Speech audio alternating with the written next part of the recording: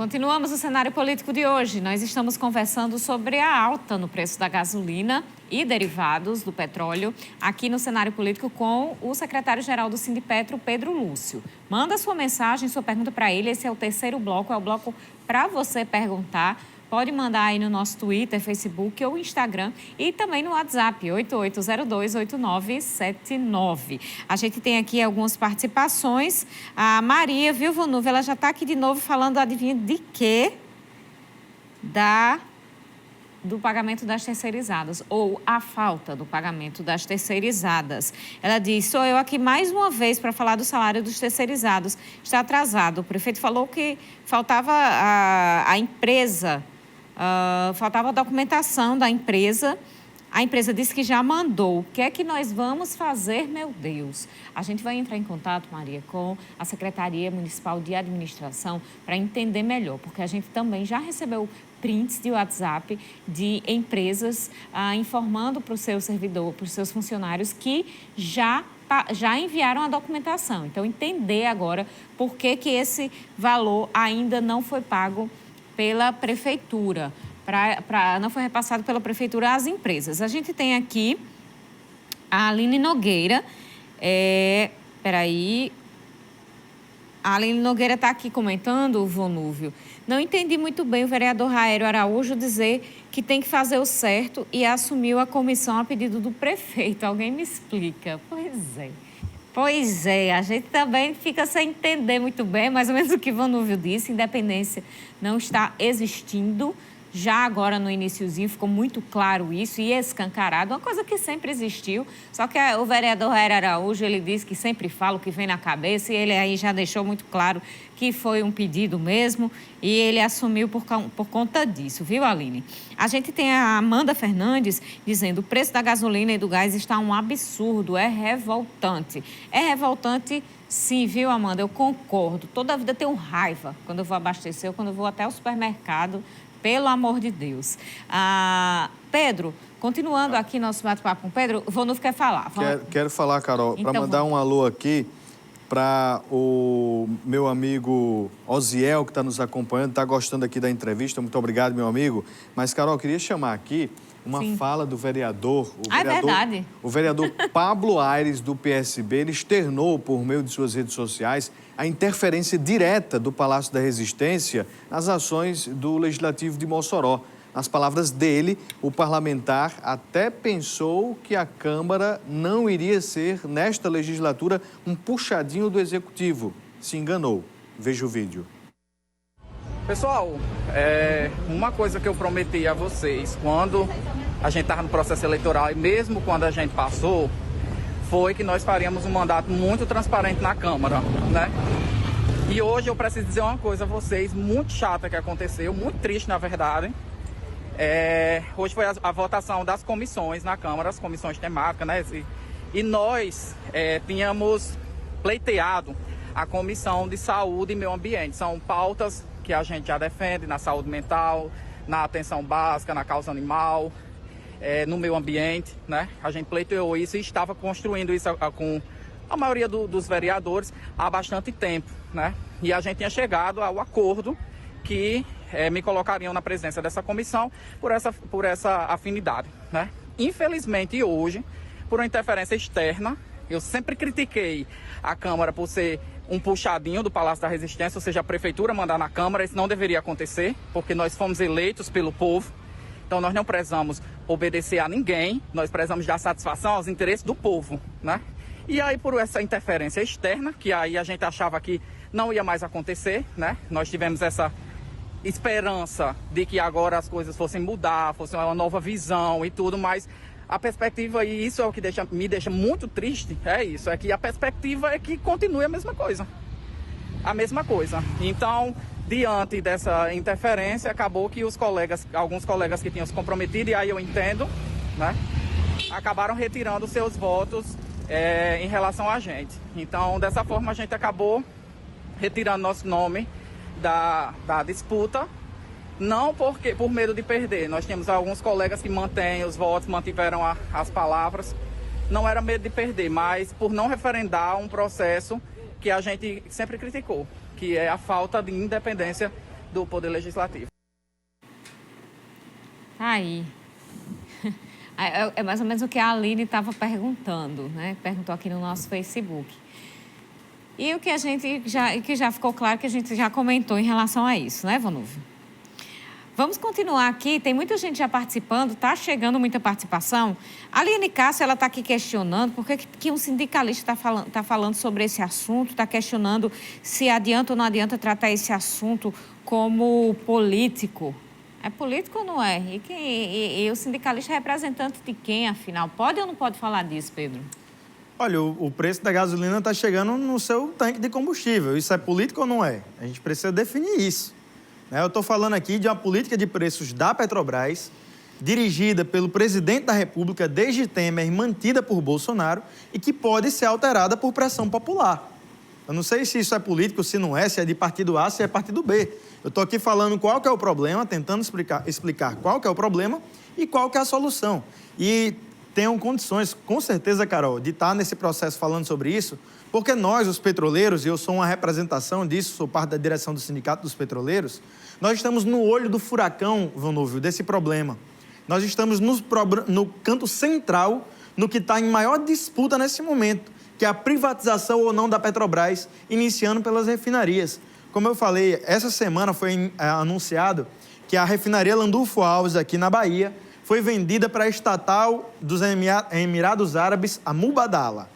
Isso aqui é um problema político, é um problema do povo brasileiro. E é um problema em que nós estamos no centro do furacão. São os trabalhadores da Petrobras que vão ser transferidos ou vão correr o risco de perder seus empregos. Por isso nós estamos acompanhando tão de perto, por isso nós conhecemos tão bem essa política de preços e temos condições de estar falando isso aqui, Carol. Mas o presidente da República, ele pode fazer alguma coisa de forma imediata para mudar essa política de preços da Petrobras? Essa pergunta é muito importante porque estou vendo que muita gente está tendo dúvida nisso.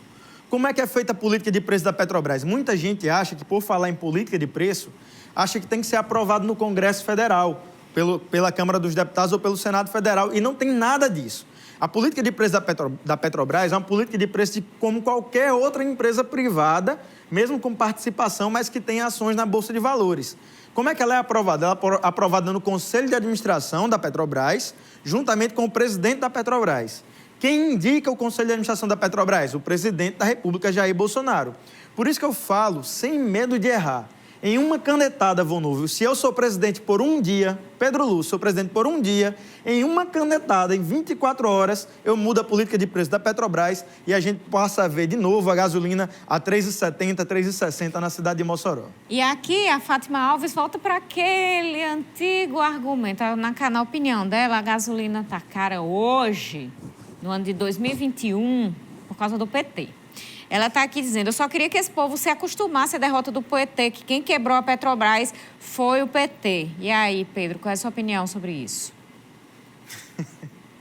Assim, é Fátima... Fátima Alves. Fátima Alves, eu não sei se você está sabendo, mas desde 2016 o PT saiu do poder. Nós já tivemos um presidente Temer, depois já temos agora Bolsonaro já há 2 anos. Talvez seja bom assistir mais o cenário político para se atualizar um pouco. A gente tem aqui a participação do Alexandro. Ele diz o seguinte, se uma empresa pública, para ser criada, é com dinheiro público, a intenção é atender os anseios da população, certo? Então, se for para obedecer mercado internacional, não vale a pena para nós, população, que essa empresa continue pública, uma vez que está se comportando como empresa privada. Então, que privatize logo. É assim que vejo, até que me provem o contrário. Perfeitamente, Carol. Se a gente não se importa em pagar R$ 6, R$ 7, R$ 10, como o Vonúvio falou, no preço de gasolina, se a gente não acha gasolina, diesel, gás de cozinha, bens estratégicos para o país, se a gente acha que não vai fazer falta o preço ser qualquer um, desde que o mercado dite, eu concordo com o Alessandro, vamos privatizar. A Petrobras não faz sentido ter. Agora, para mim, Carol, energia é um bem estratégico. Tanque de guerra mais moderno do mundo não funciona sem diesel. O avião de caça mais moderno do mundo, Vonúvio, não funciona sem querosene de aviação.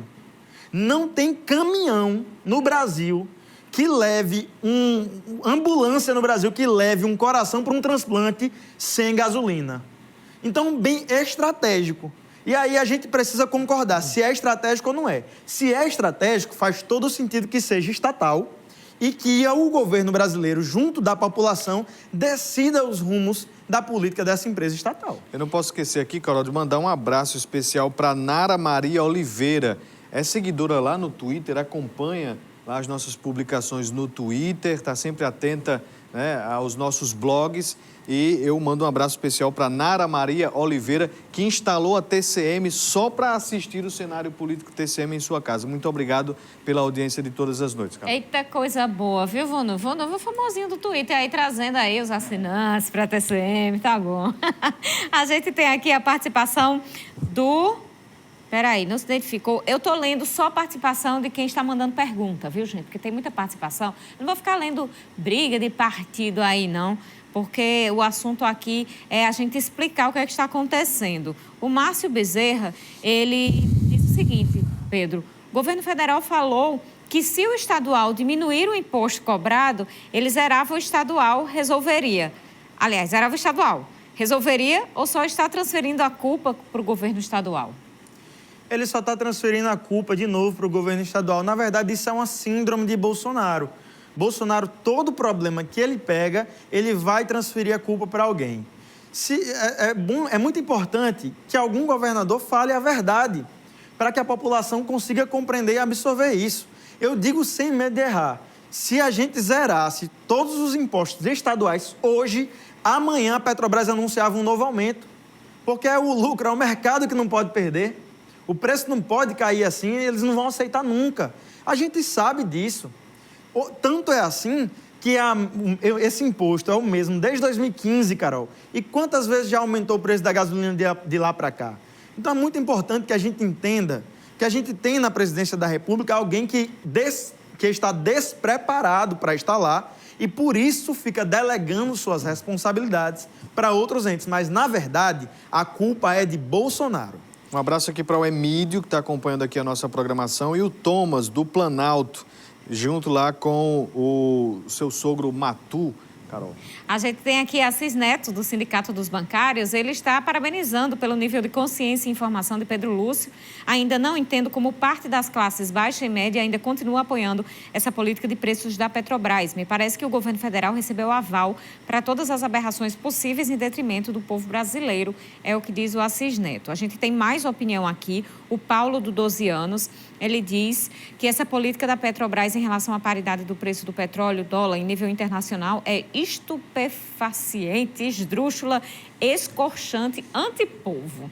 E está aqui dizendo, é uma herança do governo federal anterior, que pouca gente lembra, e desse governo que teima nessa política de preços que é imposta, infelizmente. Paulo, do 12 anos, participando aqui com a gente. Obrigada, Paulo. Sobre isso que essa telespectadora falou aí, o que é que desse valor todo, 5,15 hoje está a gasolina, deve partir para 5,20. O que é do dono do posto de gasolina, o que é imposto, o que é que vai para a Petrobras? Vonúvio, eu lembro dos dados quando era 4,99. Eu ainda não peguei os dados exatamente agora de 5,15 e, na verdade, já vai passar disso, né? Mas os dados de 4,99, aqui na refinaria, no ativo industrial de Guamaré, a Petrobras cobrava 1,64. Esse 1,64, ele desencadeia no restante da cadeia.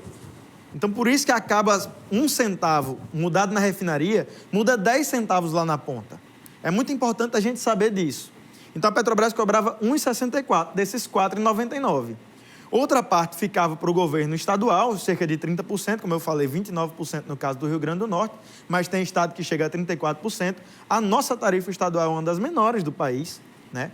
E outra parte vai para a rede de distribuição, para os donos de postos, para os acidentes na estrada, para toda a questão de infraestrutura que a nossa é bastante precária, para a questão do mercado consumidor, que o nosso é bem menor, é muito diferente você vender combustível em Natal, em Mossoró e Rio Grande do Norte e vender em São Paulo, por exemplo, que tem um mercado consumidor gigante. Isso também conta. E conta também a existência de cartéis. Não foram uma nem duas a existência de investigações sobre cartéis de combustíveis no estado do Rio Grande do Norte. Então, tudo isso vai compondo o preço final. Mas o preço lá na refinaria é 1,64. A Rosineide, do Rincão, ela pergunta a que se atribui a passividade da população frente a esses abusos dos preços. Carol, eu tenho uma teoria que é a seguinte. A eleição presidencial faz 2 anos que aconteceu. Muita gente foi lá na urna, votou apaixonado, ou que seja em Haddad, ou que seja em Bolsonaro, voltou lá apaixonado e tal, e às vezes não se atentou para as consequências daquele ato. Mas é muito importante hoje a gente parar com isso, descer desse fla-fu e dessa briguinha e entender que a gasolina está 5,15. É muito importante que a gente entenda isso. E aí, entendendo isso, a gente percebeu o quanto isso é danoso para o nosso povo, para quem vem de cidade pequena, para quem usa o transporte diariamente, transporte coletivo. Isso impacta no preço das compras da feira do mês, impacta em tudo. A gasolina, o diesel, está em toda a cadeia produtiva do Brasil. E a gente entendendo isso, a gente entenda quem são os responsáveis por essa política de preço da Petrobras, que está onerando tanto o nosso povo. A Petrobras, produz combustível, produz petróleo, somando todos os impostos a $30 e está cobrando a 50.